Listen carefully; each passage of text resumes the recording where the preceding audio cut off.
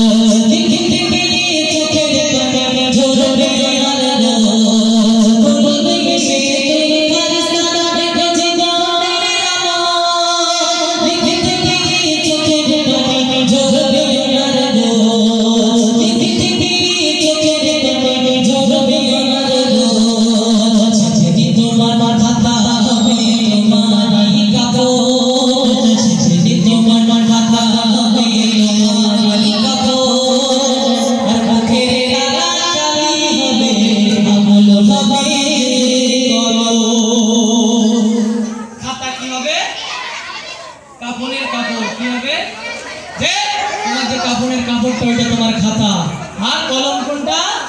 হাতে আঙুলটা। আর কালি হবে কি?